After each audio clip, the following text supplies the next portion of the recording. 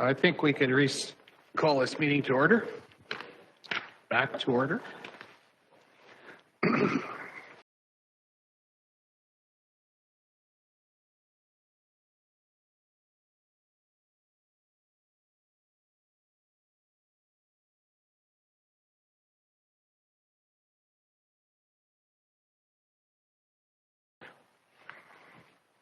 Okay, let's go back to order. Being 1 o'clock, welcome to our friends from JBS, Vinicius Capistrano, and Jonathan Negusi. Is that close? Very close. Okay, welcome. We've looked forward to your presentation this afternoon, and thank you for coming in. Maybe introduce yourselves, and we'll introduce ourselves, maybe just so you know everybody in the room, and then invite you to introduce yourselves when you start. So, Neil, go ahead. Good to see you guys, boss. Yeah, Neil Johnson, Division 10. Welcome, Amanda Philpott, Division 8, Duchess. Good afternoon, Ellen Unra, and I represent the residents around the village of Rosemary. Hi, I'm Greg Screever. I represent Division 5, Lake New Resort, and Cassils. Hi, welcome.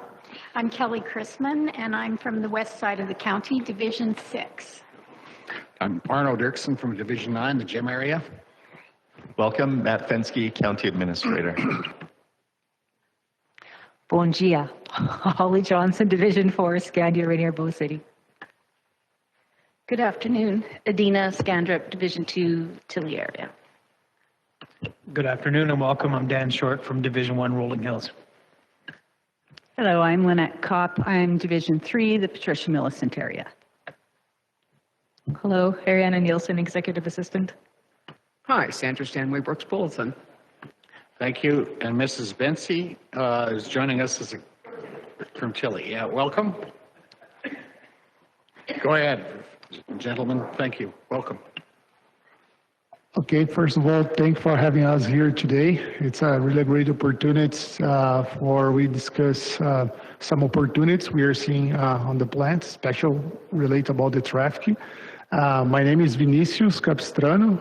Easy here in Canada, you can guys call me Vinny. It's easier. I'm the current General Manager at JBS. Good afternoon, everyone. My name is Jonathan Negusi. I'm the Assistant General Manager at the facility. The last time I was here, I think it was 5 years ago. I was in Human Resources at the time. Really happy to be back and share some thoughts with you. So thank you for having us. So I'll lead for Jonathan to go over the presentation. Again, you guys can stop us anytime and any doubts on the slides, but the overall aspects will be covered, and you have some ideas here. By the end, we share as a proposal how we would like to moving forward on this project.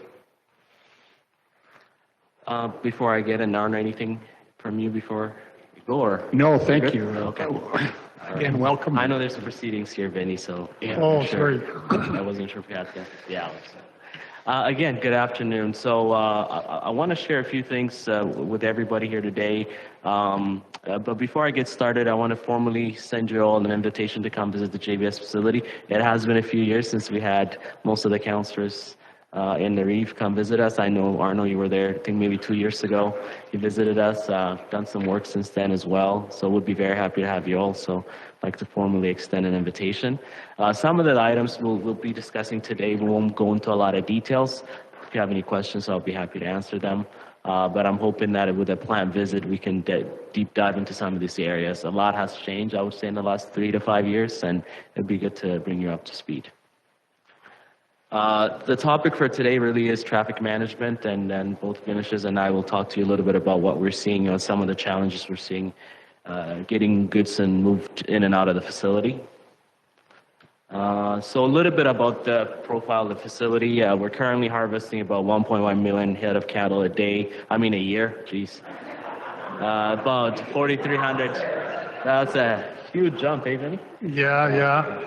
You know, No, we're not there yet. Jonathan is just in transition HR to operations, so Yeah. he'll get The used. head We'll be numbers. there. We'll be there one day. Yeah.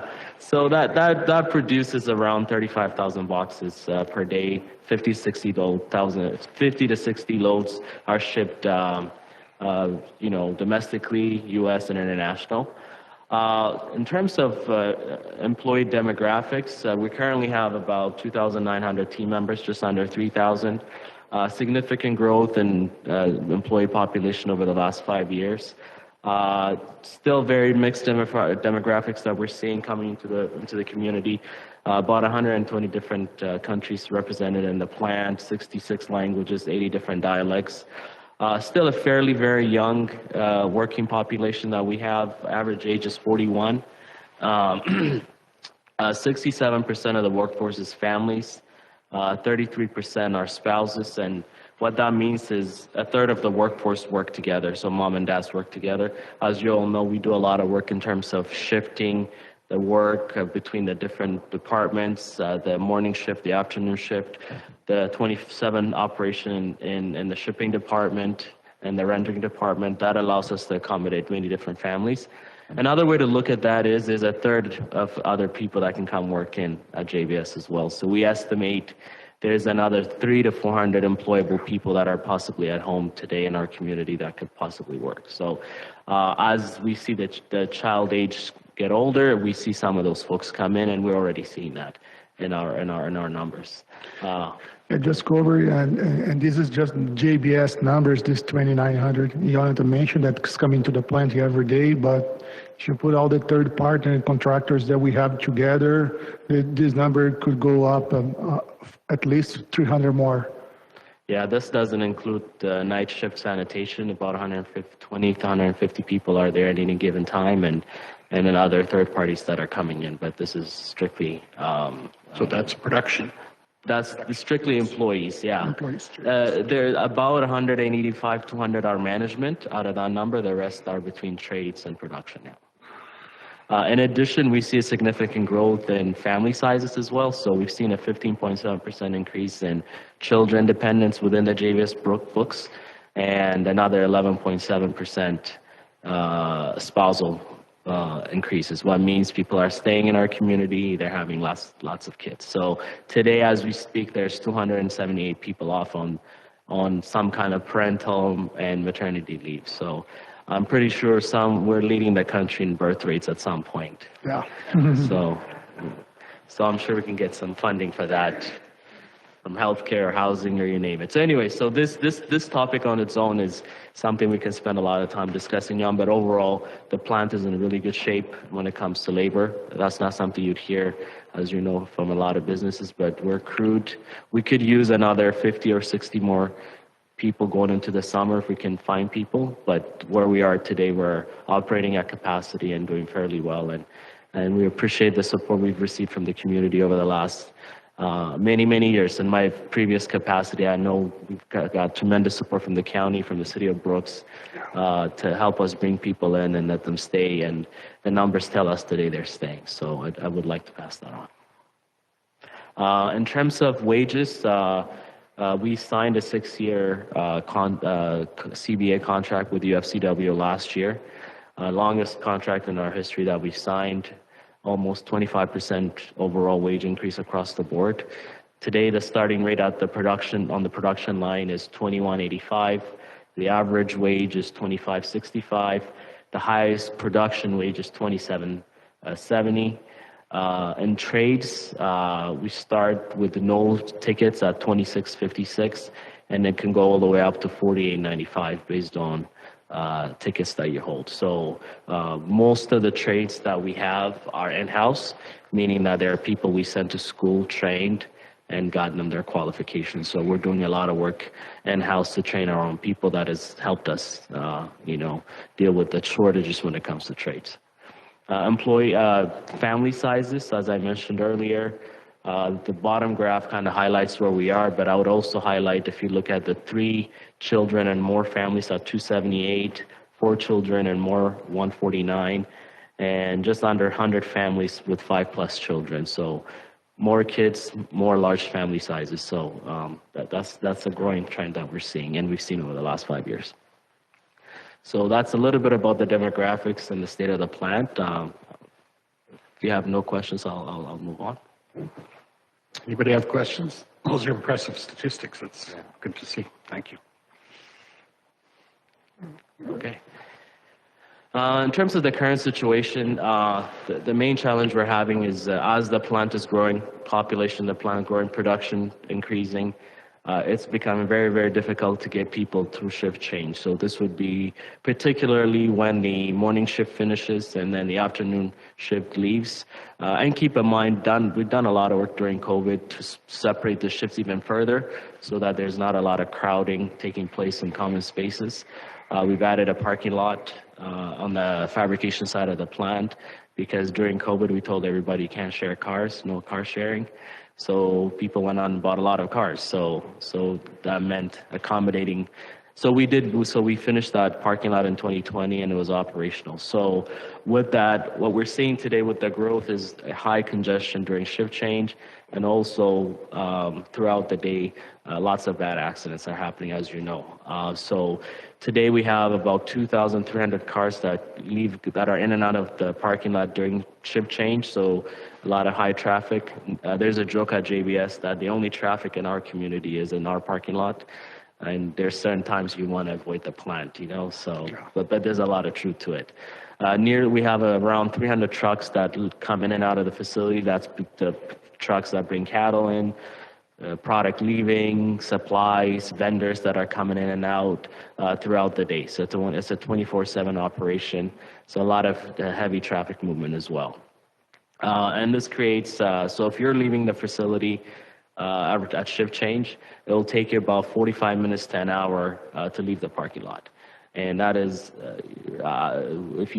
so when we survey our team members, the number one topic is if they leave or why they're not returning from maternity leave, it's the parking lot. I don't have enough time to get back to town so that my husband or wife can come back in.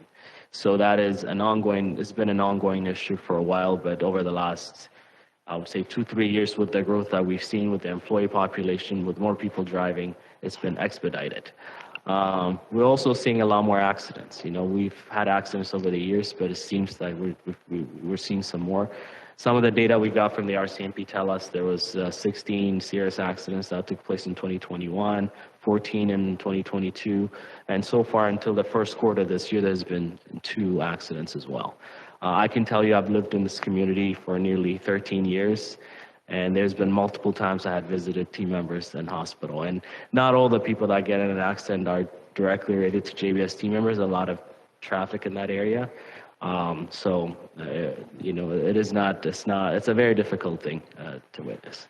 Go ahead. We are having the roundtables with our team members as well. When we open for them, tell us what opportunities you guys are seeing that we need to improve here.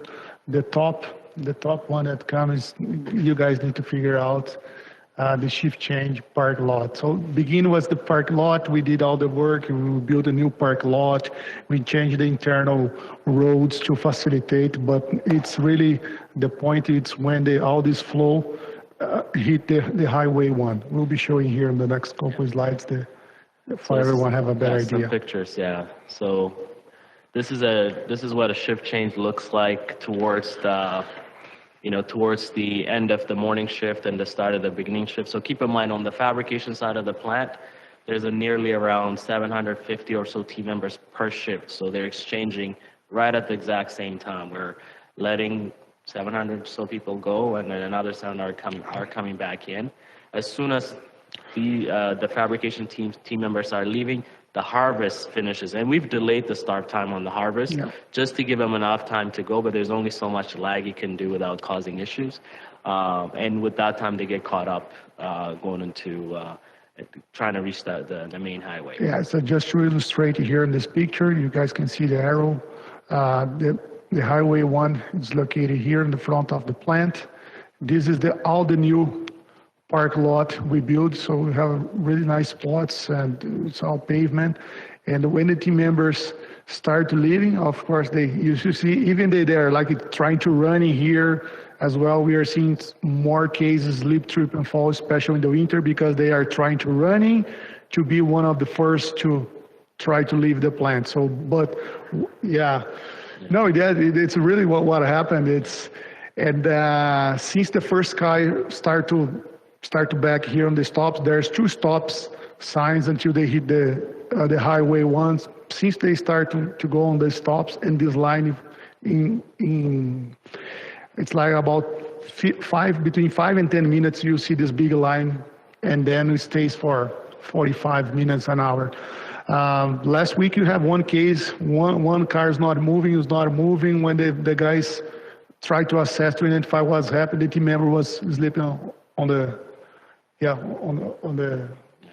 He fell asleep. He fell asleep because it's a very intensive job. You guys have opportunity to see it's on the production side, it's very intensive. So when they live in, sit in the car, special, this go, stop and go, and sometimes stay back for a while. That's our issues we are seeing. Yeah, and then also in terms of the accidents, a lot of involving commercial vehicles as well, trucks, cattle.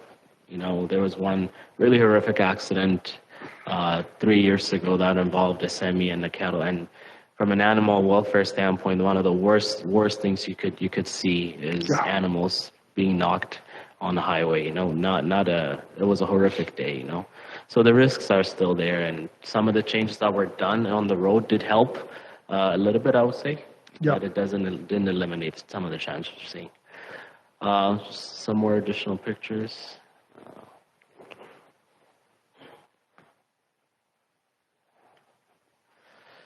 So I will be very frank with you all. We're no experts when it comes to roads and road designs or engineering of roads. And we're hoping to get some technical support on this. But I think long term, this is a major issue, even to expand the business. So we're almost hitting capacity in terms of what we can haul in, what we can haul out in certain times of the day. We get a lot of complaints from our customers and our transportation team that there's certain times we don't let them come in. So between 2 and 3:30, we don't let you come in and out, and that's a very prime time for them to get to a certain destination. So we're hoping to find some solutions. So Vinny, I don't know if you want to touch on a few of the things we've explored on, yeah? Yes, some options that we are seeing. Of course, we had one study in 2019. Yes, 2019. That we are trying that in that time accomplish what's the best solution. Of course, sometimes it's hard to justify one overpass in front of the facility because it's very concentrated. The traffic, if you stay all the day long there, probably see more trucks come than the cars. But the problem is really when they have the shift change, that's really put us in a big challenge. So facing that probably won't be our option number one, the overpass. We know all the costs will be involved in and all the challenge we need to overcome to have a project of this size. So internally we did some discussions, especially after building this new parking lot. What would be our options to get the team members out of the plant soon as possible. Do you have one? Yeah. So that same parking lot I show previous, it's this, how can I say, these red spots here. So today the traffic, they just go on the side here. When I show that big lane of cars, and they go on this way here and get stopped here on the Highway 1. So our proposal will be built a single road here. Instead of to bring the cars on this entrance on the Highway 1, we use the Gun Club Road here. The idea is it's a road that's at least for, again, it's not an engineer study yet, but we can see it's a low traffic road if you compare to the Highway 1. So we're thinking put the traffic here even though they have a stop to make the turn and get access the road, will be, they don't need to, because they have no traffic, almost here very low traffic, they won't be hold as much that line during the shift change. Yeah, so as you can see in this case, we'll have one flow coming into the plant, another flow people leaving, so they won't intersect with one another, which would allow us to have a quick exit of the parking lot. So I think that's one option. Obviously, as to Vinicius' point, it requires an engineering study specifically to this because this goes out to the road that hits to Dutchess as well. And I forget, what's the name of that highway then? Yeah, so it hits that, and that means you'll see probably 1,000 vehicles at a certain time in that road, and that could have an impact on that as well. Yeah, so our proposal was, before we get built this road, of course, put in front some engineer studies on particular address this situation here about the road, if it's really the best solution. So on this proposal on the engineer, we'll be covering, of course, if this is the best place to install, how be the number two, how be the impact on the traffic down the road, and number three, if those is if it's not a best solution, what will be the better solution. So this study, it's what traffic engineer study, that's where we're trying to accomplish here today. If we can we can work in a partnership with the county to subsidize these studies. JBS will participate as well, but I think it's something really good, not for just JBS team members. As Jonathan mentioned, there is a lot of incidents happen this, and again, we feel very, we can handle multiple problems inside the facilities. We build parking lot. The COVID, we increase our facility in the cafeterias, all the welfare areas. We did very well in that time. But when you get to the road, we feel that we cannot go alone on this path. And then maybe, please go ahead. Just a quick question. That field coming south from the parking lot, that is your land already? Yes. Is that correct? Yeah. Thank you. Sorry, you were saying something? No. Okay. No, I was just going to say one thing I did want to add as well as we're wrapping up is we see more population growth. We don't see less. Last year we added a new line, a ready-cut line. It already has 26 team members on it. The market is demanding more and more similar products, which means we'll have more and more. As the East is short of labor, they're just asking us to do more value-added products. So we see that growing, which means we'll see more and more people coming in. Also, the people that are staying are buying more vehicles. So post-COVID, nobody wants to share a ride. Most people, as soon as they get a couple paychecks, they'll buy something that they can drive to work. And we're seeing the population of vehicles grow in our new parking lot too. So we don't anticipate the challenge with this will slow down over the years. If anything, it will get bigger.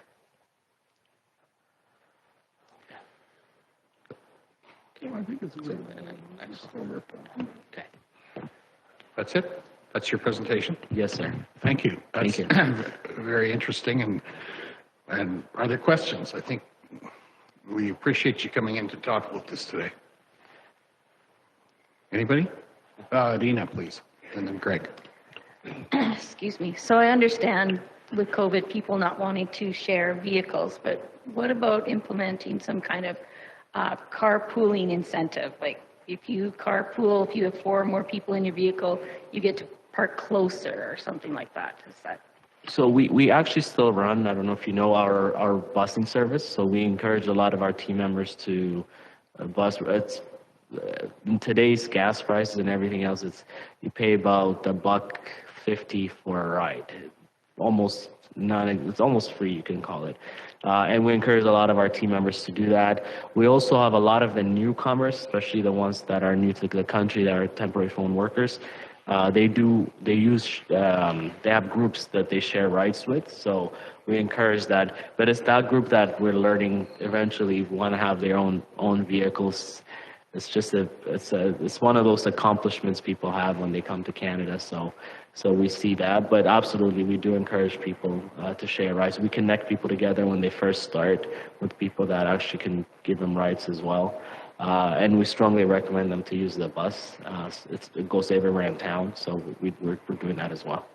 And you do have a bus that runs in and out of town. Yes. On shift change. That's good. Yeah, it runs throughout the day. Oh, I see. It does the morning pickup, it does the morning take home, the afternoon pickup, and then the evening take home. Yeah. Okay. Throughout all shifts. Good. Greg. So I know probably the ultimate solution would be an overpass. Have you been in conversations with our Premier or our MLA, I guess, and our MP, Martin Shields, with respect to an overpass? Is there any progression on that at all, or any talk? So we've shared that with the Premier during our last meeting, among many topics. I think that was one of them that was discussed. So that's why we're following this channel, and I believe she has a committee in this community that's looking at that as well. Mr. Shields knows as well. We've talked with him many times. And I guess this challenge has been going on for 10 plus years, at least since I've been here. But I think this is the most attention I think it has received. So I'm hoping it goes somewhere. Yeah. Ultimately, it would be ideal to have an overpass. Not sure if the price tag justifies the traffic flow, but that we will see that. And there could be some other more affordable options. Yeah. Matt, please. I was just curious if you still run the buses from Medicine Hat and how well they're being utilized right now. Not anymore. It's been a few years since we stopped that, and part of it is we had relocation assistance provided to a few of the team members, so they moved to Brooks. We strongly urge people to live here, and then the ones that actually were there, we still have a few team members that drive from Medicine Hat, but they're 25-year employees who they're established there. So now we use the budget we had for Medicine Hat bus to relocate people to town. So most of the people live here now. Yeah. Okay, thank you. Kelly? Have you considered going north of the plant? I know that's, going north of the plant, traffic could split there. We could maybe build a service road over to Highway 36 intersection, because I know there's a group that are advocating for an overpass at that situation. Just giving your employees a few more options to get out of the parking lot. Yes, we did explore as well as an option, but when in terms of investment, probably this will be longer than the one we are proposed now. So yeah, the other one will demand more investments. And thank you for that question. I think one of the things we wanted to know is who else is having a similar challenges in and around the area, and they may have another suggestion. Maybe there's some other things being developed in and around the plant where it makes sense to build a different road. So that would be good to know. Yeah. Specifically, what are you suggesting in terms of an engineering plan, or do you have a specific proposal to work together on that? I think I heard that, but what are you thinking of in regard to that? Because I think we look for solutions too, so we're with you to try to find. I think we've had several meetings. I believe, Vinny, you were involved in a few meetings with some folks within the county that they have done some work. And I think the next step is to get an engineering study done. Yeah. And we would like to collaborate on that as well, because we believe there could be some other things we're not exploring at this point as well, and we shouldn't pass on that on. Well, I'll let you. Yeah, and this will be part of this engineer that we put in a proposal. We have the quote already, It's the same. It's the same ISL. They are doing some engineer studies around here, our county. So I think it will be easier. The same company that did before, they studied, so they know the situation. They know they were trying to accomplish here that we are bringing this. The alternative road will be part of the study. But if they don't feel this, we can approach him during this discussion. During this study, the option of the go on north, and they can put all together, and after that we decide which is the best. Yeah, I would suggest that that's probably the spot or the point at which all of the options be looked at. We could come up with ideas here, but we're just talking basically. I think moving to the point of bringing the ideas together would be important. So, Matt, are you an awareness of what options are? Yeah, so just for some background, Jeff, Mark, myself met with Vinny and a number of the JBS team members probably 4 weeks ago now, right? And it's actually a really good timing for us because we have ISL reviewing the condition of Gun Club Road for the overlay, which is coming due. So this is actually really good timing. Received a quote from ISL to do this feasibility and geometric review, traffic and collision review, as well as what are the other options. Just going north makes sense. So that would be encompassed in the work that ISL would be doing. I think from administration's point of view, what we're looking from council,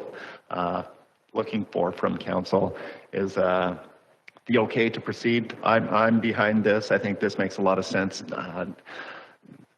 Vinny and Jonathan could probably speak to some of the reverberations through the community that the traffic issues have at the plant. When we met previously, we were talking about the third of couples who are working together and on shift change, not being able to get to the daycare and pick up your kids on time. There's a host of negative impacts rippling through.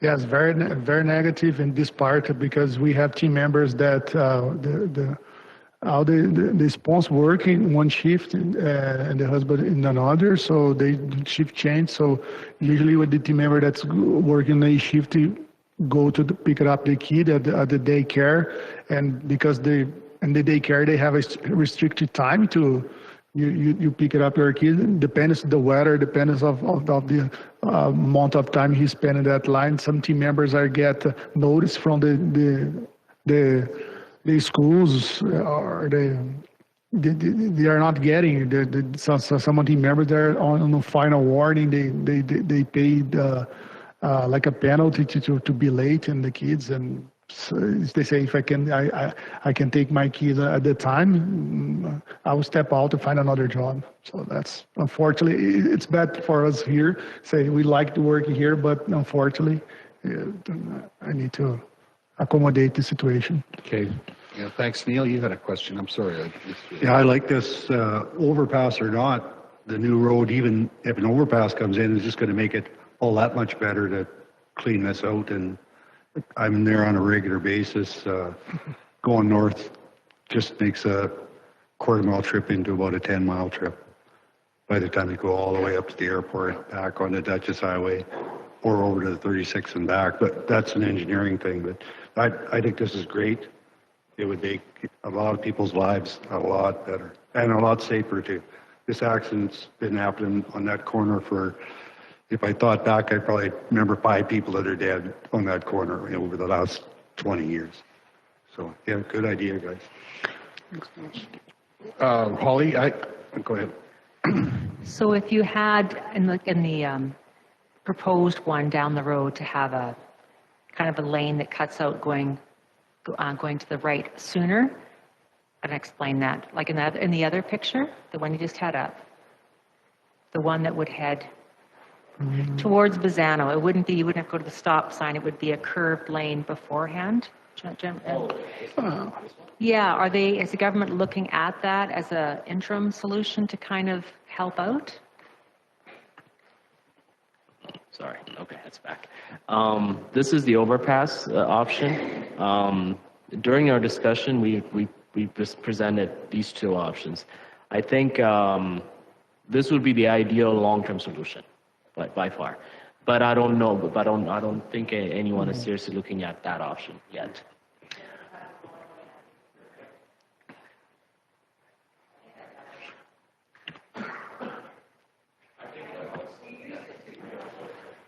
That looks like kind of a glorified flyover, basically, doesn't it?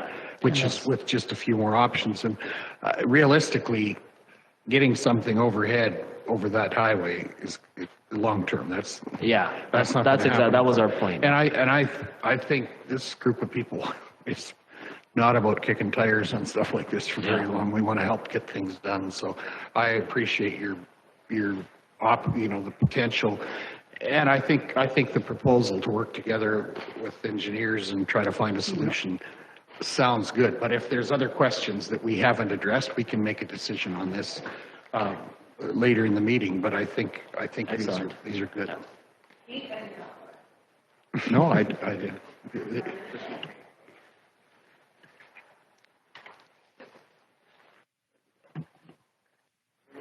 Oh, yeah, no.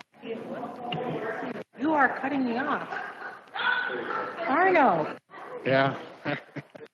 I'm just curious, not for the whole, not the flyover. I'm just talking about just that one lane that would go towards the west. If they would consider even doing that, has it been just to do that one piece? Because that would help a little bit, but there hasn't been in discussions either. Yeah, most of the traffic goes towards the city of Brooks. Right. That's the direction it goes. We do have some traffic that go in that direction. We do have people that live in the Pisano area as well. But more trucks would be going to 36, wouldn't they? Would that help move trucks? What we're doing right now is we're limiting any commercial trucks during the shift change. We just tell them not to come in. That's not ideal. Obviously, it would be better to do that. But even if we built this other road, I think we still have to limit that just during that time, just to eliminate any traffic. But expanding the lane going towards the stop sign, which I think they did some work a couple of years ago, but adding another lane, it wouldn't hurt. If anything, it would help for sure. Yeah. And go ahead, Lynette, sorry. There we go. So your proposed road to go across your property there, would that be single lane or is that 2 lane? Because I see you just have arrows, so you would want it only going one way, but would you do 2 lanes going the one way to try and dissipate the traffic that much quicker? I believe that's correct, right? When it's 2 lanes, but in one direction. Yes, 2 lanes, one direction. That's what we explore here, the engineered traffic, what we work, 2 lanes, single lanes. Okay, thank you. Are there any other questions?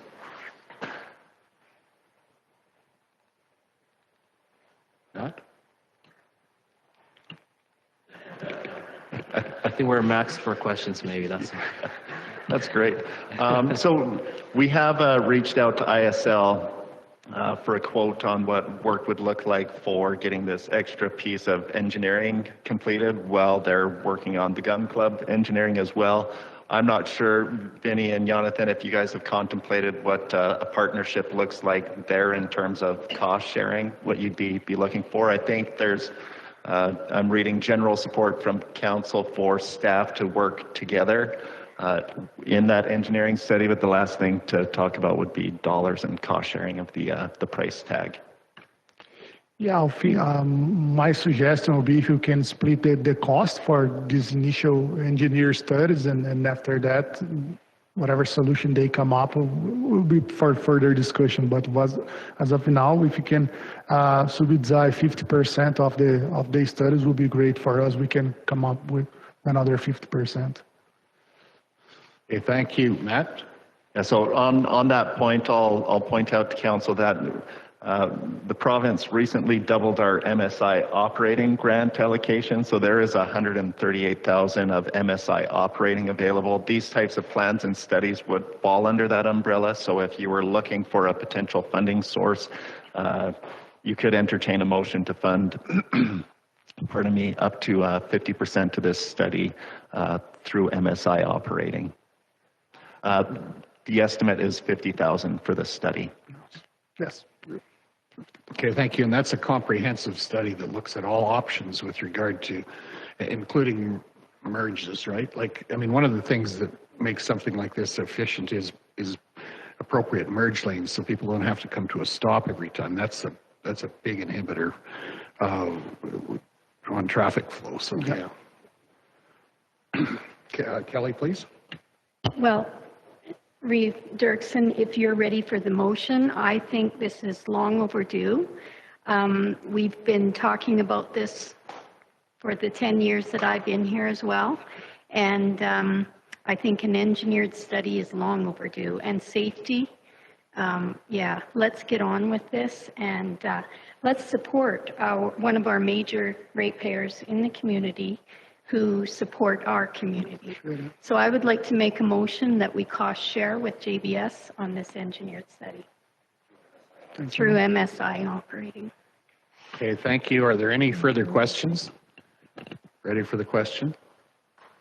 All in favor, please indicate. That's carried. Thank you. So that's the start. Yeah, go ahead. Thank you so much. Appreciate all your support. Look forward to working with you. Yeah, thank you very much. Thank you, and we look forward to continuing. Thank you so much. Plan. Thank you so much.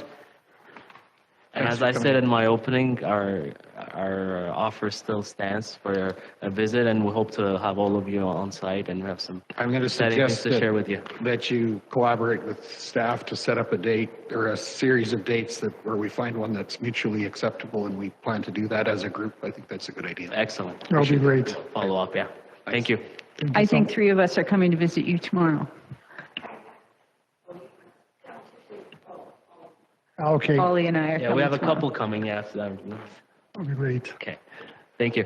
Thank you. Thanks for coming in, gentlemen.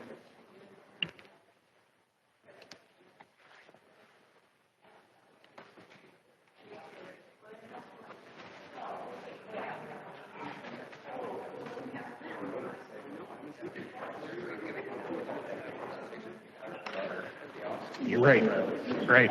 Okay. Council, I'm going to suggest that we move right into our next meeting with SEWA. I see Mr. Justice here, and Sherry Poole is joining us electronically, I believe. So welcome. And Ray, Sherry, who's taking a lead? We appreciate you coming in today.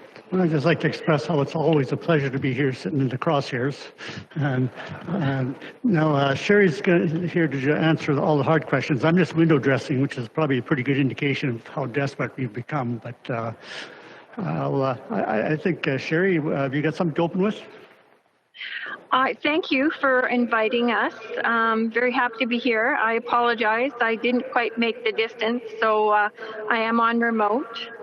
And I have spoken with Matt. He did propose some questions for us, and you will see on display that we've answered them hopefully well. And we're here today to see, as we all know, SEWA was not successful with the Alberta Community Partnership Grant, unfortunately. And as a result, it's put us in a bit of a bind because we're heavily moving into a memorandum of understanding with Hitachi, Zosen, and Nova. And it's in everyone's interest that we keep moving the project forward without interruption. It's taken quite a bit of time and work to get here. And with that, I can advise that we are in what's referred to as an initial memorandum of understanding process right now.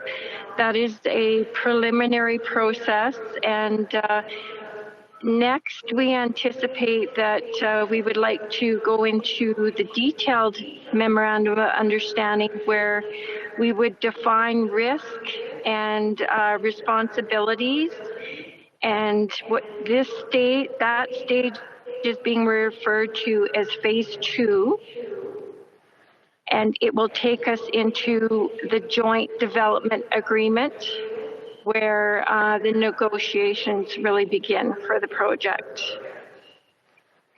I'd also like to add one more piece of information that we've reached out to Prairies Can Fund.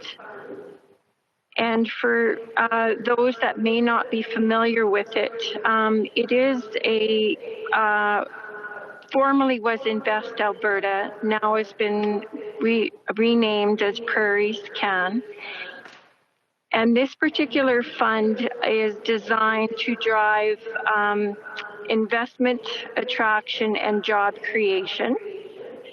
And we've been screened and we fit under the project guidelines. However, it is a 50% match fund. So in order for us to submit an expression of interest, we would have to be able to show that we had 50% of the funding, of course, and the budget that has been estimated to complete the detailed MOU is $200,000.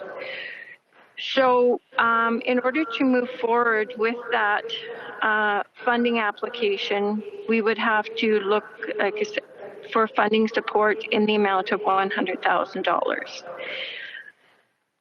The process with this particular fund is it's quite a quick turnaround for review, which differentiates it from the ACP as the previous fund that we did not receive. That was a 90-day review period.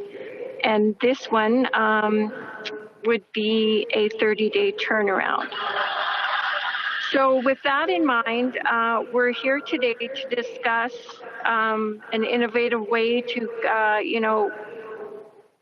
work with our members to see if we could get some funding support so we can continue to move forward. And with that, I'll put it back to Matt if he wants to ask myself or Ray questions.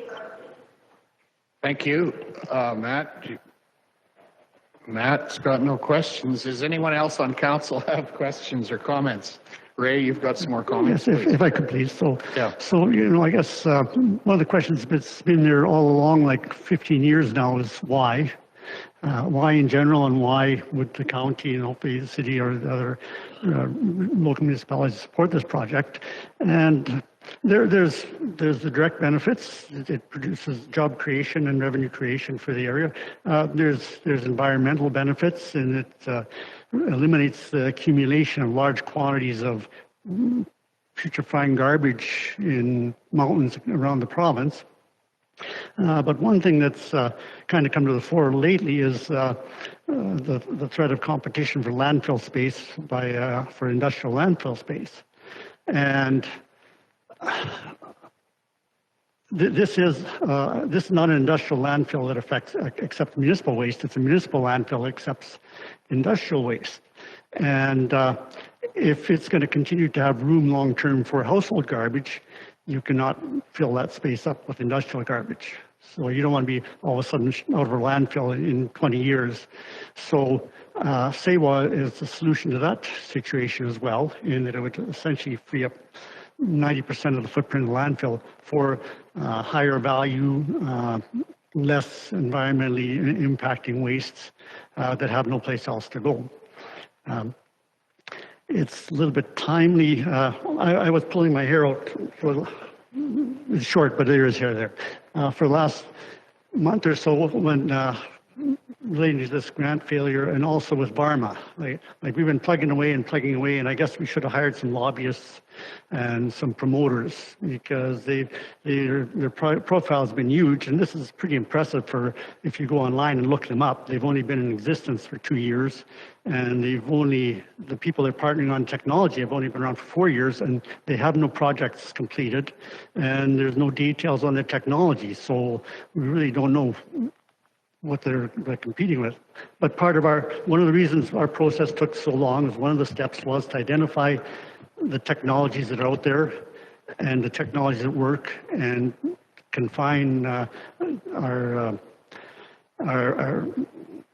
decision making to the best technology available at the time, and that's. Who are you referring to in terms of the company that's only been there? Varma. So they're, I think they're Norwegian and Finnish company, Norwegian, and they've been communicating with Innisfail and working on some kind of deal for, I think, 100,000 tons a year of waste. And then now, in the last couple of weeks, they're making noise about partnering with Edmonton on one there, and then now they're talking about partnering with one for Calgary as well. So in that sense, they would cover a large part of the province, but not the part that we look after. So they're not a threat in that sense. So no, just they're. And the other thing that occurred to me, that not only did they steal our thunder, but there's a pretty good chance that they stole our money too. So yeah. So what you're saying is with $100,000, this thing would move forward. Yes, it would bring us through the MOU, the detailed MOU with the company. Yeah. It's an international consortium. That doesn't finish the process. No. There'll be lots of lawyers involved yet and everything. But concurrent with this, we would be going. This would give us the ability to come back to the municipalities with some details on what we're asking them to.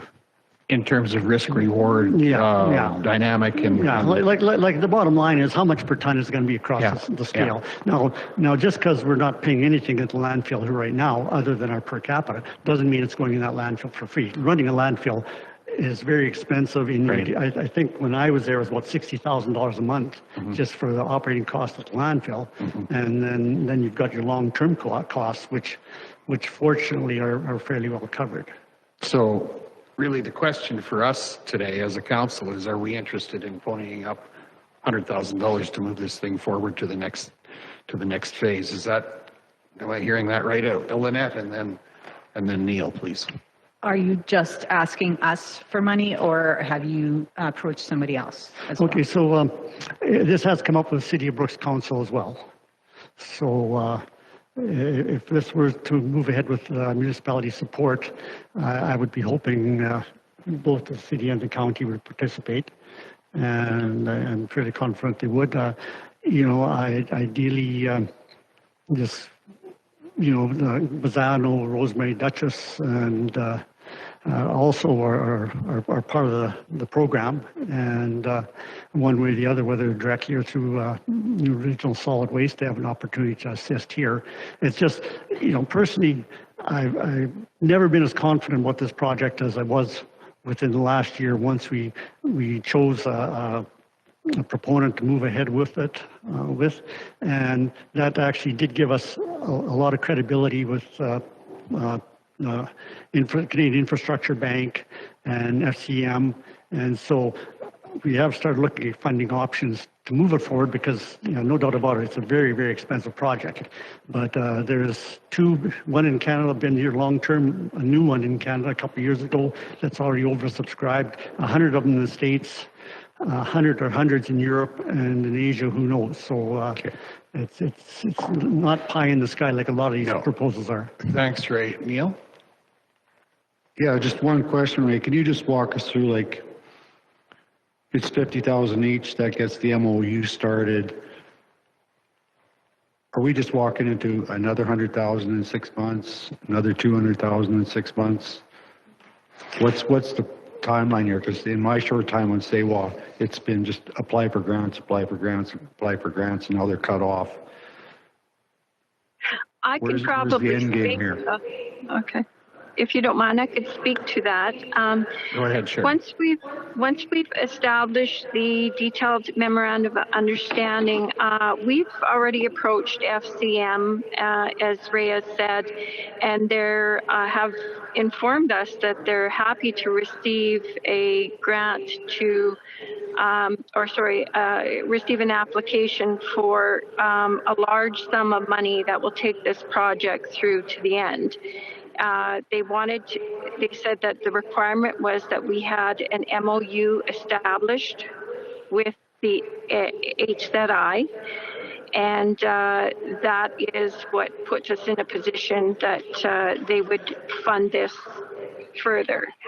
So I guess by the evaluation of the federal government, this is really a project once we've got an investor signed on. So that's what differentiates this from a nonprofit project concept to an actual development. So having the detailed MOU also puts us in a stronger position with HZI to do those negotiations that otherwise we won't be able to. So the point is that if we don't do the detailed MOU, it won't go forward. And if we do complete the detailed MOU, we will be in a position that we will have investors, and as well, we've been approached by the International Infrastructure Bank of Canada, and they said that they were quite confident that they would be supportive of the project once the detailed MOU was completed. Okay, thank you, Sherry. Neil, did you have a follow-up comment? Or? Yeah, you mentioned a large sum of money that we could get from a grant. Just, I'm a little gun shy of grants right now. How large is that sum of money? FCM will fund up to 10 million, and as well the same with the infrastructure bank. The difference between FCM is it's not repayable, and the infrastructure bank, it is interest free and repayable. Okay, thank you. So the worst that could happen would be we don't get to qualify for that grant, then it would take another $10 million to get the project shovels in the ground. That can, this is the process that will get figured out through the detailed MOU. The partners can decide if they want equity or non-equity. And based on that decision, it can move the project forward even faster, and we wouldn't be looking for as much money. Thank you. Thank you. Just to clarify, what I think we're hearing is that this has been a long-term project that's been percolating and developing slowly. Ray, I think I heard you say, you're more optimistic about this than you've been. Clearly, this isn't a slam dunk. This is a project that is relatively new in terms of what it's done, but you're also saying that there's more competition around than there was a few years ago in this realm. Is that what I hear you saying? Potentially more competition for similar type projects? Not really. So far as terms of Edmonton, you know, the closer you are, the advantage, you get more advantage out of that. So Calgary is shipping their waste a long way, and Banff as well, because it's going to Camrose and Coronation and Redcliffe. But if they had closer options, I'm sure they would be using the closer options. So Edmonton certainly wouldn't be a competitor for this, and there's no shortage of waste out there. We're really good at making garbage, unfortunately. But Edmonton is outside our loop entirely. Someplace like Calgary, there may be. It could go either direction, I imagine. But our focus always has been and continues to be Southern Alberta. So we're in the process now of communicating more directly with Lethbridge and Medicine Hat to get them involved. I guess competition might not have been the right word as much as other similar activity going on in other areas. Yeah. So yes. Competition wasn't maybe the right description of what I was talking about. The fact that there's similar projects happening other places or in various stages of development. So I think that's a positive thing, because as has been indicated, there's been questions about it. You know, what are we doing? Why are we doing all of that kind of thing? But it sounds like that's moving forward, but needs somebody to give it a lead to pull this thing to the next step. And I guess I would suggest to council that maybe there's an opportunity for us here to provide a lead on moving this off the spot that it's on to the next level potentially. Lynette. Do we have any other municipalities that are ready to jump in? Like obviously the City of Brooks and the County of Newell seem to be in the forefront. Are there some other municipalities that are that invested in this as well? The closest we've had to that is one of the members contributed $10,000 personally from his business from Pincher Creek. So, and that was within the last year. So, one of the reasons it's been taken so long and has gone grant to grant is because we wanted to keep the membership fee affordable to the municipalities. And most of the municipalities involved are quite small. So, and they're, like all municipalities, they're dollar sensitive, but they're extremely dollar sensitive. So we certainly weren't getting enough through membership fees to cover the engineering costs as they've gone along from study to study to study. And as I'm sure you're all aware, as soon as you get Brownlee or a high-end engineer involved, things get expensive very, very quickly. So. Thanks, Ray. I appreciate that. I realize there's been various levels of discussion around this, and I've just asked Matt, do you have I don't know if it's a proposal or some action that can bring this to a head for us at this point? Yeah, so I think the question that I've heard is, will the County of Newell support up to $100,000 towards SEWA establishing this detailed MOU? If council were to entertain that motion, I would propose that funding come from the stabilization fund, which has a balance of $5 million in it as the end of last year. Thanks, Matt, Dan, and then Kelly. So we would put in 100,000, and is Brooks putting in 100,000, or is that like how are we sharing this up? Or I think the proposal we heard was 100,000 is needed to bring another 100,000 to the table. So with $100,000 on the table, it would get this MOU started. Is that accurate, Ray? Yes, and again, the City of Brooks hasn't made a commitment, but I know they're very interested to see how it was going to be received here with yourselves. So okay. Kind of like that ag tour thing, except it's going the other way this time. Well, that's what I think about too. Is that let's move this ahead. Kelly and then Neil. And that's where I'm at. First, I want to thank Ray for all the work and patience that you've put in on this project. How many years now? 12? 15. 15. Yeah. So, and I was standing in for Reeve Dirksen with the minister, or with the Premier. Thank you. And she's very receptive to this project. And if she could, she would be supporting this. She just hasn't figured out a way. So, and timing is an issue. So I'm ready with staff support to make a motion to fund this up to $100,000. And if the city will come in, good, great, awesome partnerships as in the past, we'd appreciate it. Otherwise, that's my motion. Can I make one more comment? Thank you. Yeah, please. And then Neil. Thanks. Go ahead. Oh, okay. Just as Kelly alluded, we met with the Premier. She was very interested in it, and she herself even brought up the tie-in with JBS. So we had spoken with her about that, and we can continue to have some communications with JBS. And so that's another dimension to this whole thing. Like there is a need for a facility of this type for sure. Alberta Health Services needs it. Swan Hills is for all intents and purposes shut down, so that stuff has got no place to go. SRMs from Cargill and JBS, I believe they're being shipped to Calgary to be dehydrated, to be landfilled. So there's waste out there that this is essentially almost the only solution, or the best solution. So thank you. Thanks, Ray. Neil, you had a comment? Yeah, I'm just playing with these numbers here a little bit. Should we maybe be prepared to put 200,000 in? Because we're putting 100 in with a chance that we're going to get a grant for another 100.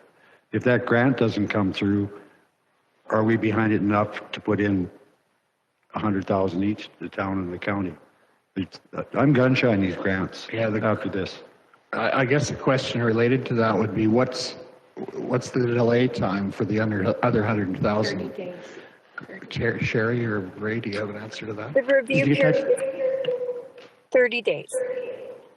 Okay, well, Well, in 30 days, then we may have to put in another 100,000. Yeah. So we have to be, when we vote on this, have the 200,000 in your head, not just the 100,000.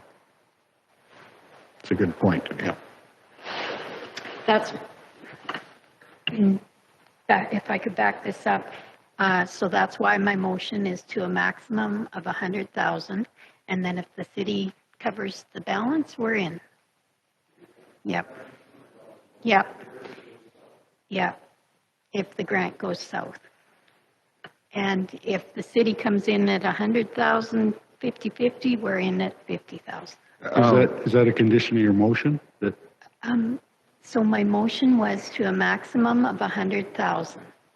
So however we get to 100,000 at okay, this and point. In 30 days, we can revisit it, Neil. And does the city have to come in to make your motion? No? No. I think to be clear, what we were presented with today is if someone comes with 100,000, we're potentially 30 days away from another 100. So then we've got our 200,000.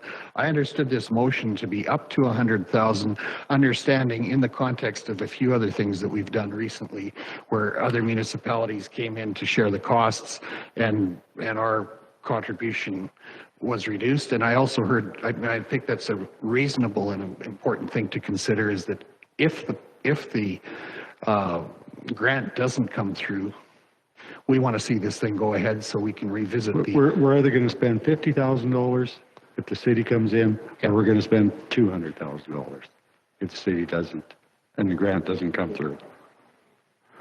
Yeah, that's potential for the future, I think. Best and worst case. Yeah, that's the range, probably. That's right. Okay, good. Any further questions, or Mr. Fensky? Yeah, just to clarify, if we could, the mover of the motion, clarify that funding is to come out of the stabilization fund, if that's agreeable. You know where it comes from. That's your job. I'll stay in my lane. Okay, no, that's good. I think we're clear. Any further questions? Ready for the question. All in favor of the motion as presented, please indicate. Opposed? That's carried. Thank you.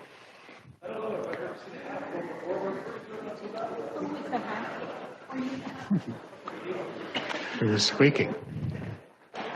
Well, thank you very much. That's very much appreciated. I really wasn't looking forward to the Ray Juska Memorial landfill on the #1 highway. So now we have an alternative. That's right. Okay. Thanks for coming in, Ray and Sherry. Thank you all. Thank you very much. Okay.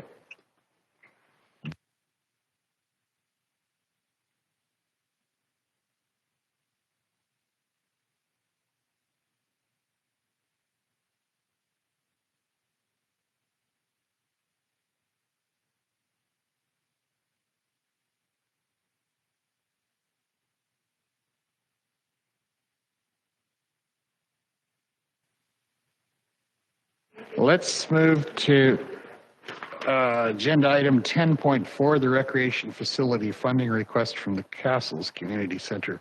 Lane, do you want to take us through that, please?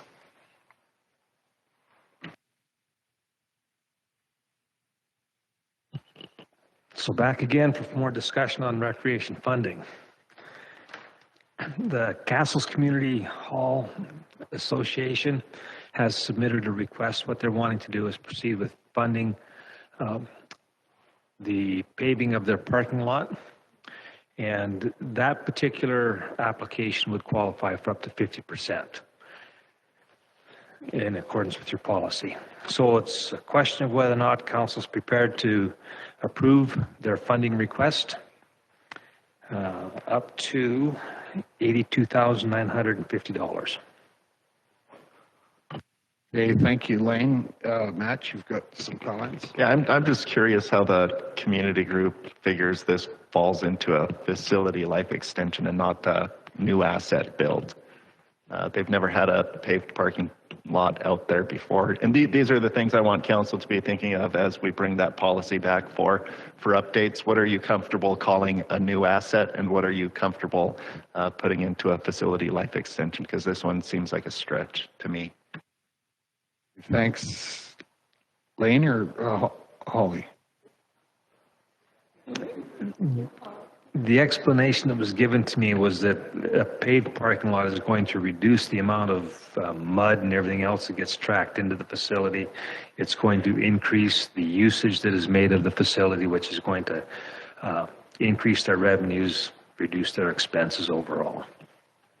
Okay, thank you. Holly? Well, I'm curious as to why they think they should get 100%, because they're asking for 165,000, 900,000. So they're not here and they're asking for the whole amount. So that's kind of odd. No, I did clarify that with them. The total cost is what they've listed. They know that it's only 50% that they would qualify for this project. Okay. Thank you. Kelly, please. So for me, this project is located in a non-growth hamlet. It's a beautiful facility. It's coming off of a gravel road proposed into a paved parking lot. So basically we're moving the mud from the hall onto the parking lot. That's the way I see it. The volunteers created this beautiful hall, the locals, and they did a great job doing it.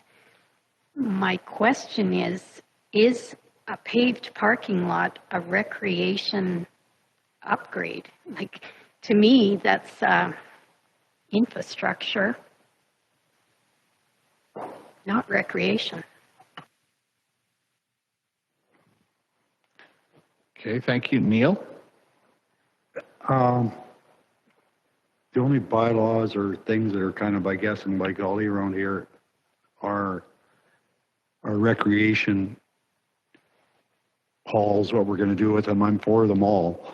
But until we get some kind of a little bit better formula, I'd rather have a review of the whole process, because it's just, they decide they want 169, somebody else wants 200, somebody else wants 600, 700. It's not really tied to any formula, any rec areas, or it's real easy to poke holes in throwing out this kind of funding on a bare basis. That's it. Okay, thanks, Neil. I think that's, as you indicate, a concern we've had for a while. Holly?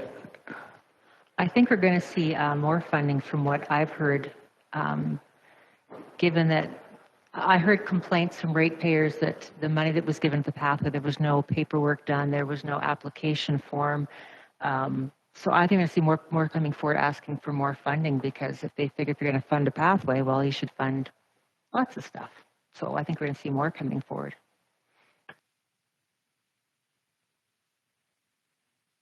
Okay, thank you. Ellen, please.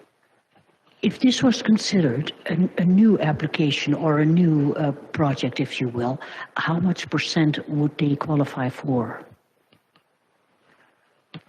Matt, you've got 25%.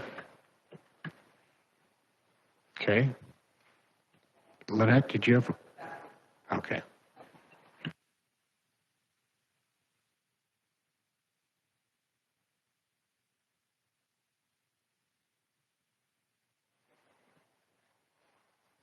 Any further questions or consideration or direction with regard to this matter?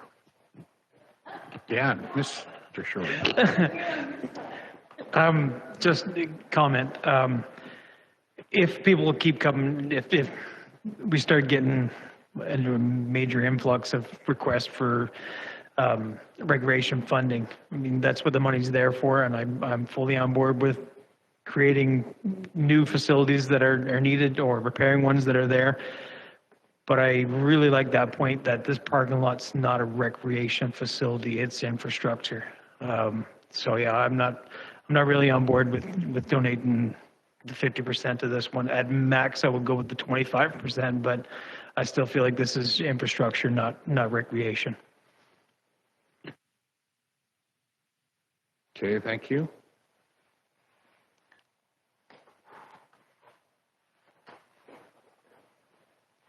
I guess we have a number of options. We don't have to make a decision on this at this right now either. This is simply a request that's come. But any further direction? Or Kelly, go ahead, please. I didn't see a budget or a financial statement, but I assume that staff has those on file for Cassils Community Center. Yeah, thank you.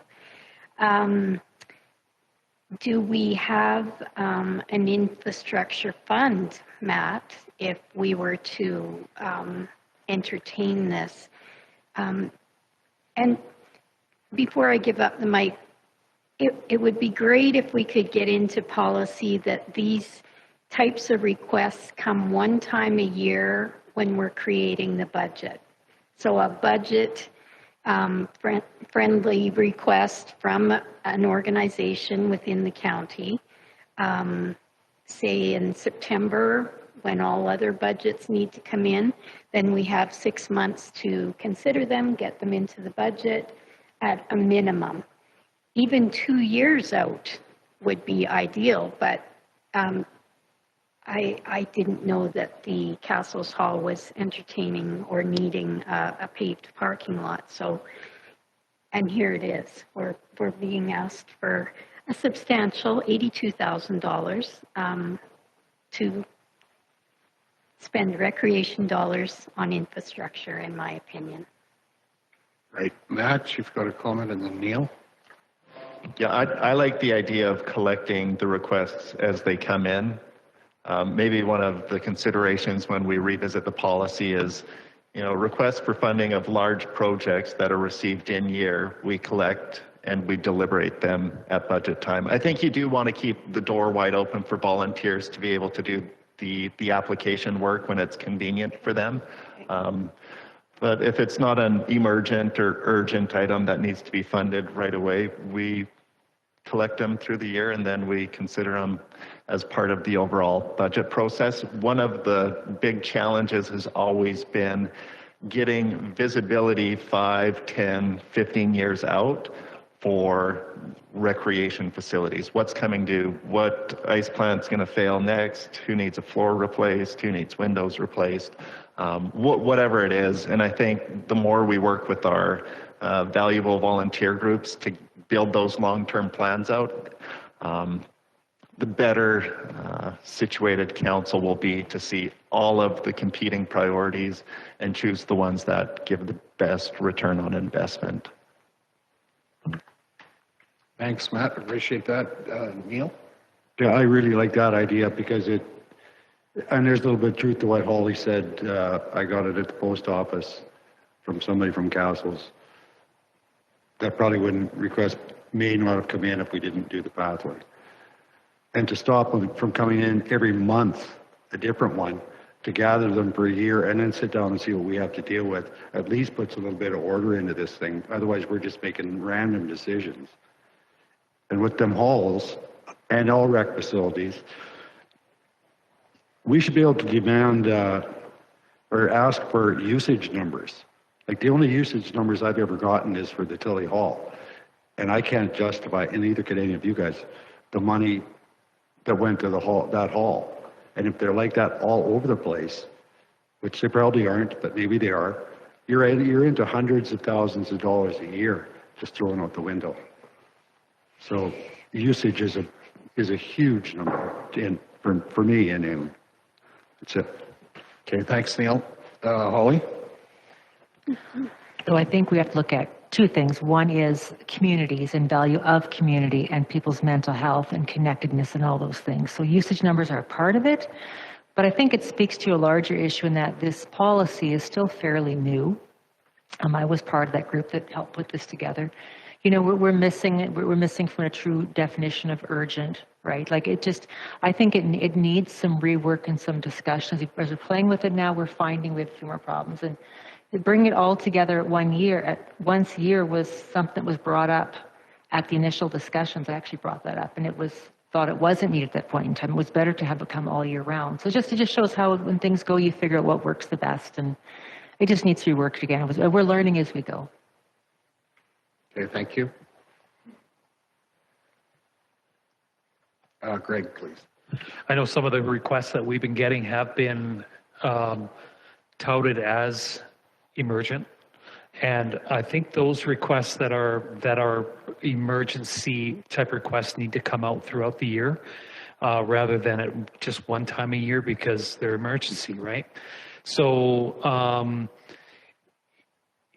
I know these things are going to come if they're deemed emergency from the volunteer group, and we might have to deal with those to decide whether they're emergency or not. If they are, then we can deal with them. If they're not, then we put them off maybe an option once a year so that we can work our budget in and prioritize what needs to be done, what is a wish, and what is needed sooner than later. But I think the emergency ones should be dealt with swiftly. Yeah, I think we've tried to do that. That's a good point. Lane, just a question. What's the level of planning that has gone into this in terms of the time frame? Has this been planned for 6 months? Has this been planned for, do you have a sense of that at all? They had approached and had some informal conversations over a year ago and had inquired about the possibility. The work that they are wanting to do, they want to have it completed by the fall. It's a matter of timing it around booking commitments that they already have for the facility. But it is something that the community association has had consideration given to for a period of time already. Are they doing anything else in terms of a sport facility connected to this paved surface or anything like that? I mean, I'm just thinking about potential, a sport court or something like that, even if they didn't build it all at the same time. If that was planned at the same time that a paving project was done, at least it brings some efficiency to some of that. I don't know if, I mean, I'm out of my league to say that because I'm not part of that community group at this point, but. As far as I'm aware, there hasn't been any consideration given to that aspect of it. All I have been able to share with you is what I'm aware of. Thanks, Lane. Go ahead, Kelly. I just wanted to clear up that 3 years of financials were attached in our package, and I just didn't scroll down far enough. So thank you for that, Lane. Okay, thank you. We need some direction to move forward.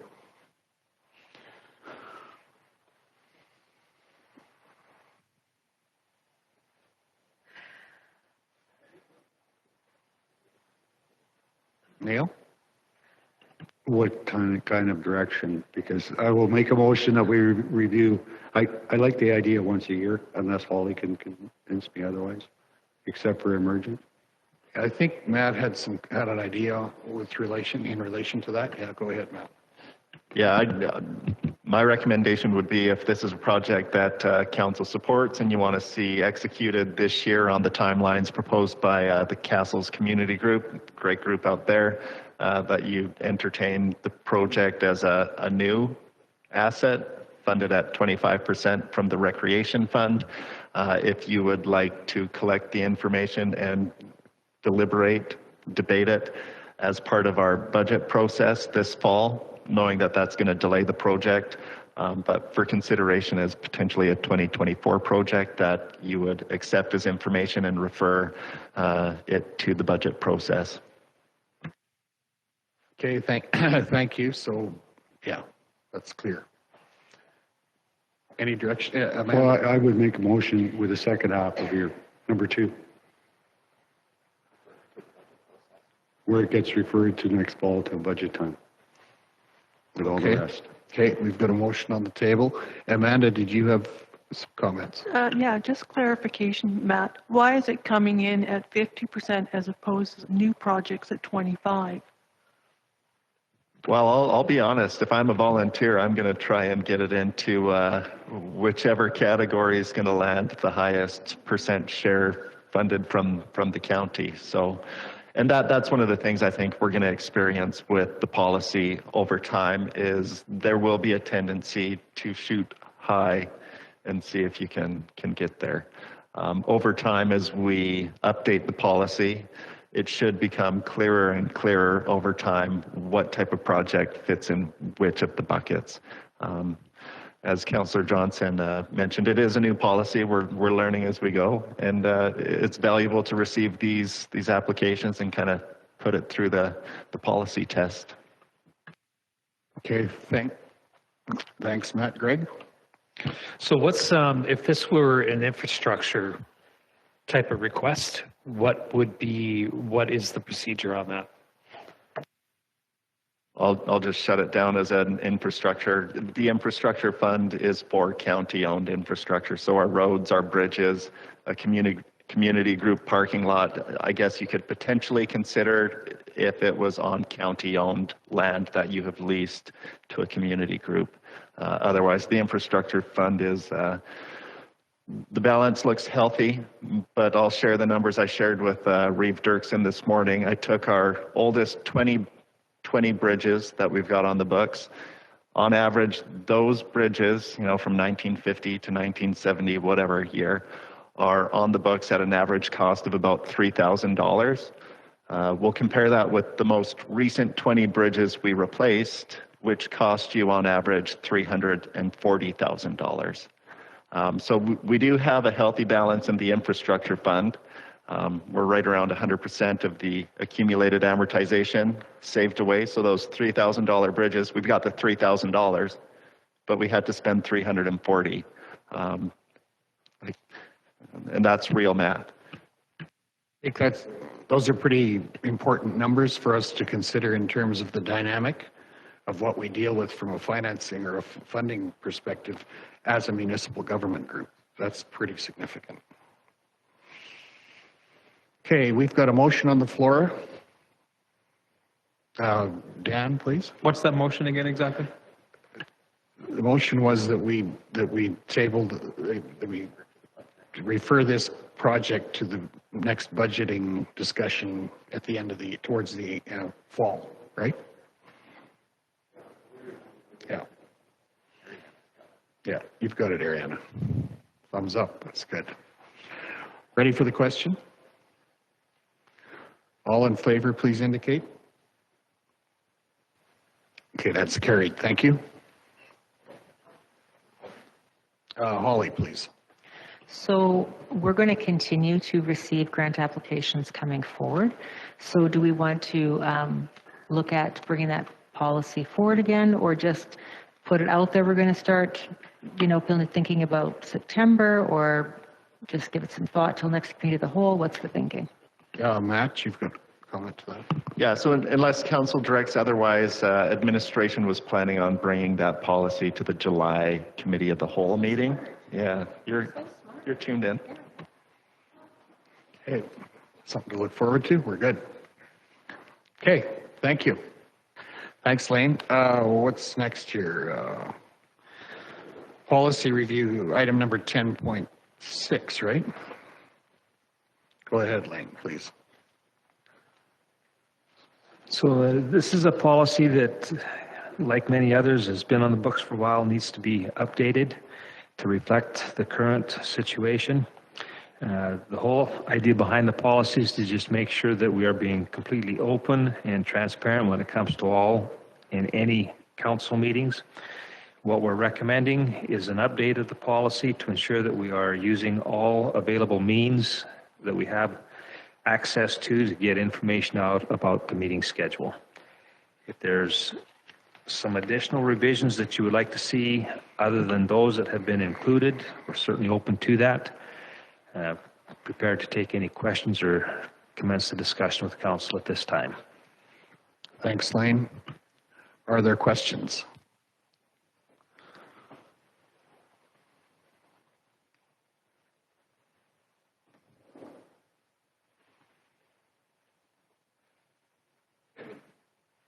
Any questions?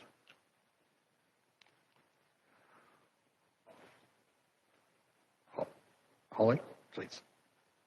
I was just looking for the proper line to say, I move acceptance of this policy. Okay, we've got a motion on the floor. Ready for the question? All in favor of the motion to accept this policy, please indicate. That's carried. Thank you.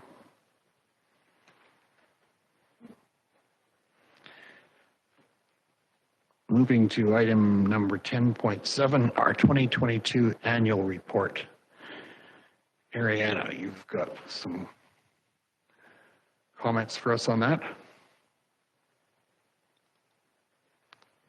Yes, so this is the annual report that combines the audited financial statements, financial report, some departmental reports, featuring photos from a photo contest, which are extra nice this year, I thought. So yeah, we just compile this into a document. This is the one we submit to the GFOA for the award for financial reporting that we've won every year for at least 10 years. It's pretty cool. And yeah, it's before you for approval. If you have any changes, let me know. It has been reviewed by the auditors and they have no concerns with it. So once it's finalized, we'll post it to the website and we'll make an ad in the paper letting people know it's there. That's it. Thanks, Ariana. Holly? Just a question. Is it supposed to just to be current to the end of 2022? Or because in one hand, Millicent is still listed as a hamlet, although it's not anymore on page 8. And then, Arno, you referred to our meeting on April 6th in there, like 2 weeks ago, which I thought probably shouldn't be in there because it's a 2022 report. So it was kind of on both sides. We're recording stuff from 22 and yet going forward to 23. So what's the line? Yeah, I thought of that too when I put that in there, but I thought that's what we're doing, so it can be pulled out, and then that begs another comment of anything else with regard to the Reeves report. That's basically our report. If you have suggestions in or out, things that should be reported on there or that should come out, I'm fine with that. Ariana, you've got perspective on that? You're right. It's typically up to the end of 2022. I think the reference, because it was about the pathway. Mm-hmm. Yeah, because we did a lot of work, or you did a lot of work on the pathway, not me, in 2022. And then it's kind of an update, like finalizing it in 2023. It kind of takes it over, but we could take it out for sure. It can come out. Jogs my memory. Because there was a comment or discussion around the pathway that was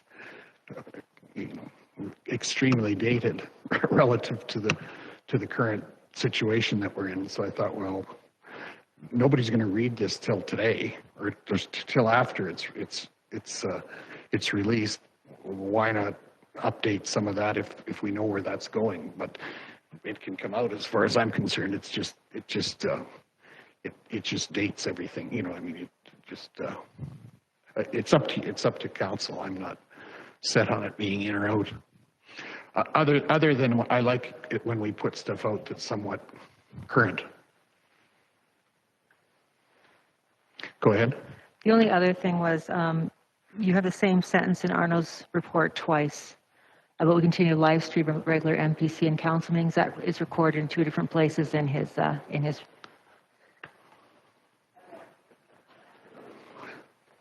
Thanks for reading that, Holly. Go ahead.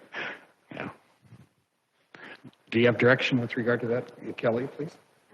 Just to possible add-on is to mention that in our budget is an update of our technology in this building. You can wait and put it in next year's Thunder, but that's going to make a big difference for online people, I think, for audio and visual as well.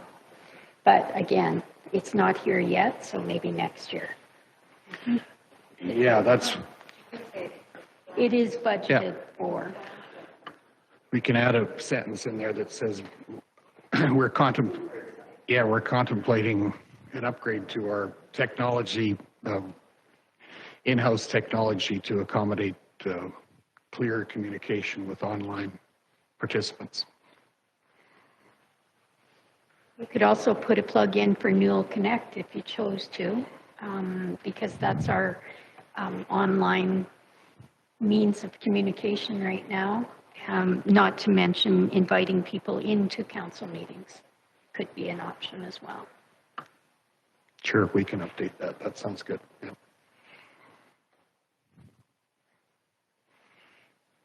Anything else? We're good. Go ahead, Ariana, I think I need a motion. to approve this as amended. Greg, thanks. I'll make that motion. Yeah, thank you. All in favor of the motion to approve the annual report as amended? That's carried. Thank you.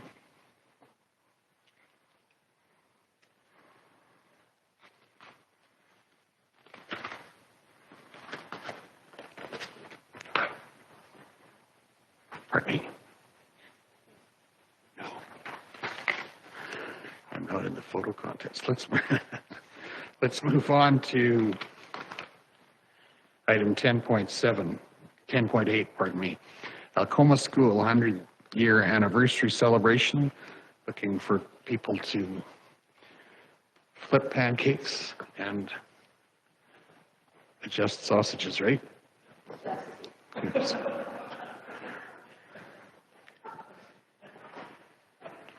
Who's, what's needed there in terms of direction? Just, do we need to take action on that today, or is it, go ahead, Matt. Yeah, if you want to let me know if you're available, then I can get back to Principal Screever about those who have committed to come flip pancakes and I think shuffle sausages. Shuffle, oh, yeah. Is the politically correct term. Okay. Adjust the position. Yeah. Okay. Okay. I think it's safe to say that we will have participants there, so that's taken care of that way. Thanks, Matt. Okay. Requests for function of council. Do we have any? Lynette, please. Is the JBS tour a function of council tomorrow? I don't know where that falls. Oh, tomorrow? Yeah. I think it could be if we have a motion in that direction. Someone? I guess we need a motion, yeah. That's a tour that's happening tomorrow. Yeah, Dan, please. I move to make that a function of council, that tour. Okay. Thank you. As well as the meeting afterwards, Holly will be attending a meeting with the Highway 36 group after that, as per invitation of John Petrie. So can we include that in the motion as well? All in favor, please indicate. That's carried. Thank you. Any other functions of council?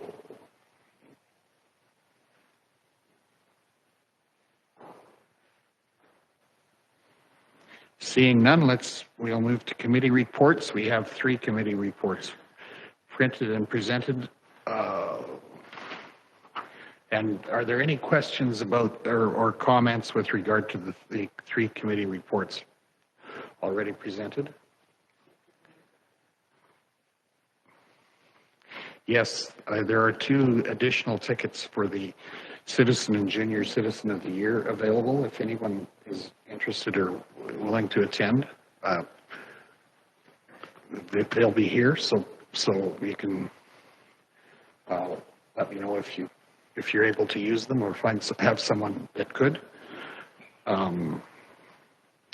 County of Newell Library Board, Lynette.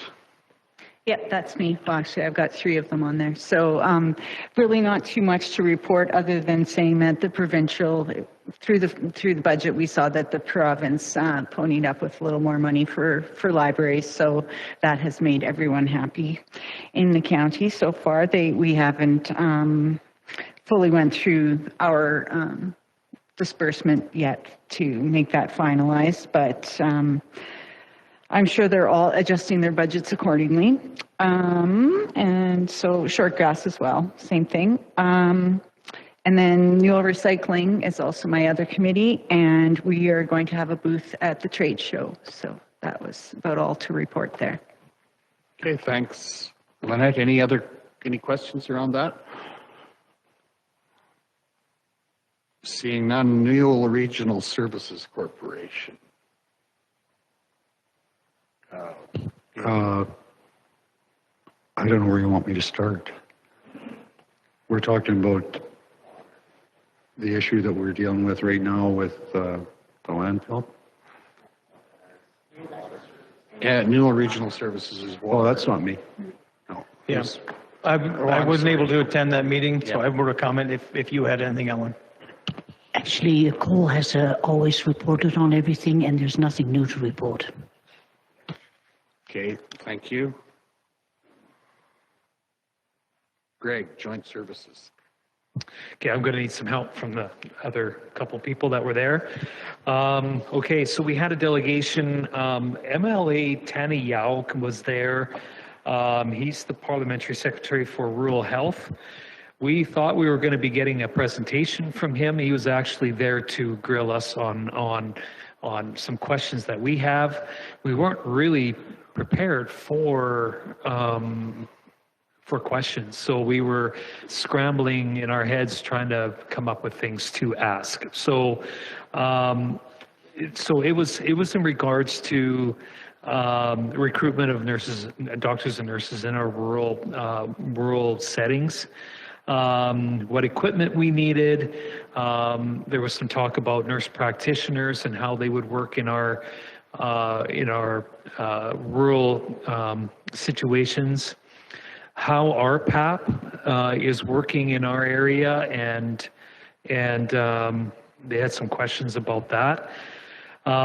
We brought up Medicine Hat College and how we could be a hub for maybe some education teaming up to keep kids in the rural area.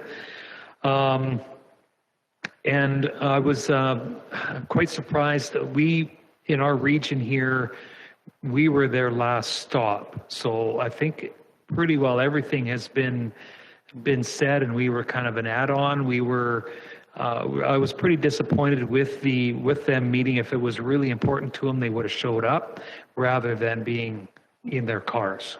So that's just my own comment. In their cars, yeah.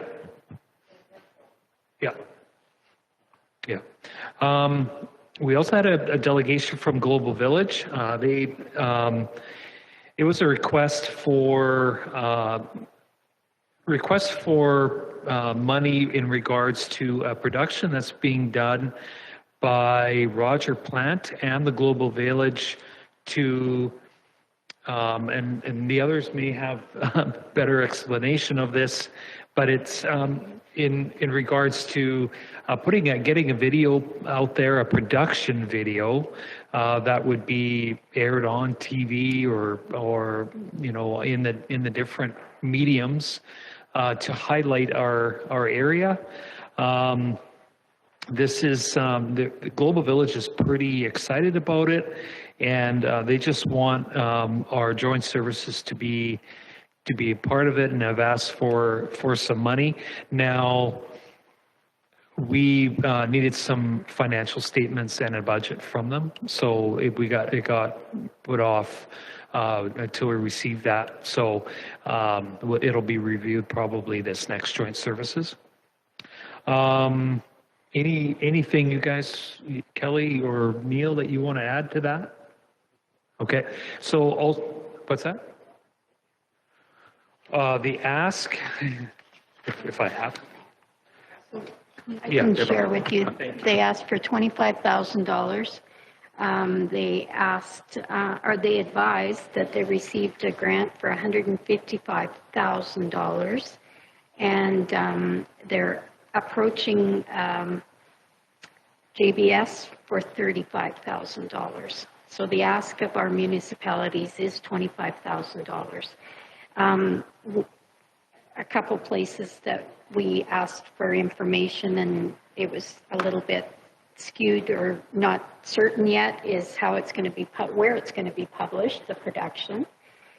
We were advised that it would be our document, so we could take snippets of it or use it all for any of our uses. Now, I don't know if we take that at face value or if it's written somewhere that it is our document, but so that's a little bit messed or information missing there. And then we did receive a budget after the meeting, but no financial statement for the organization, Global Village. So that is another deficient area, if I could. Thanks, Kelly. That's good. That was more than I had. So that is a follow-up to a documentary that happened a few years ago, right? yeah, there's been a couple that have been done, and this is, I guess it would be a follow-up, but it'll be more of a production item that we can use, is what I got out of it. Yeah, the other one was owned by a federal networking company, where this one apparently will be owned by the municipality. Okay, but I think a national, is it National Film Board. I think Thank it's a you. National Film Board Yep. production of some kind, yeah. The first one. This one is too, I think, but I'm not sure about that. No? I don't think, I didn't hear that, yeah. The other thing that is noted is the Red Bull Outliers are going to be racing again in our Steveville area this summer, and they were requesting some funding. Now, this is put on by Red Bull, a very large corporation, and they were looking for some funding from us, and we were pretty excited to be a part of it last year. We did decline the funding this year because I think there's other places we could be, and this is a for-profit company that's running this race. So we did talk a little bit on the benefits of the race in our community and things, and it was unsure what the largest benefits were. So we decided to decline that. That's about all I have for joint services. Okay, thanks. Greg, Holly, you've got a question? Yes, actually, a couple months ago was a discussion in the email about the tourism to Brooks Newell Tourism instead of Brooks Regional, and that I think was with joint services from what I understood. Is that going anywhere? No, we haven't followed up on that yet. Okay, thank you. Any other questions? Seeing none, thanks, Greg and Kelly. Neil, sorry, I had you on the wrong list here. Newell 911 Dispatch Association. We just have a meeting quarterly, had one last week. 911 meetings last about half an hour.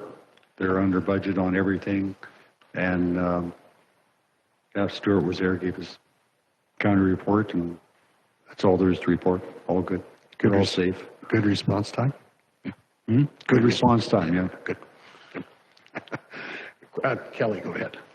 Just spurred a question to my mind. Somebody's committee, who is on the Rural Crime Watch? Don't know. That is no longer. I read somewhere where Brooks joined Cypress County Rural Crime Watch. Sorry? Wasn't that in the RCMP report? It could have been. And I think that's where I know. I read it too. I think it's where I read it. Okay. So I just wondered, so Rural Crime Watch is no longer, nobody's on that committee? Okay, thank you. Okay, thank you. That brings us to post-agenda items, which I'm not aware of any. And then we have a series of information items, which are there for information. Does anyone have any questions about those? Holly, go ahead, please. Question for Matt on 13.4, the extension of the ICF review. How does that affect us? Still considering. We have a number of ICFs that we could advertise are coming due. The terms, we should although this gives you a little bit of extra room, my preference would be you renew the ICFs. I think there's some municipalities out there that don't have the same cordial relationship that we have enjoyed for so long with our neighbors, largely in the region. There will likely be some value in waiting to see if the province clarifies what services must be included, like what's in scope, because I know that's been a big question for some of our peers who have been pulled into funding things like childcare centers.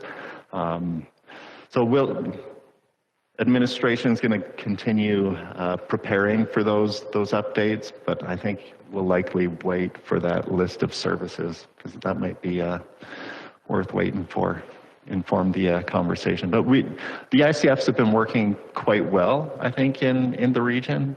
We're getting the financial reporting that we had asked for.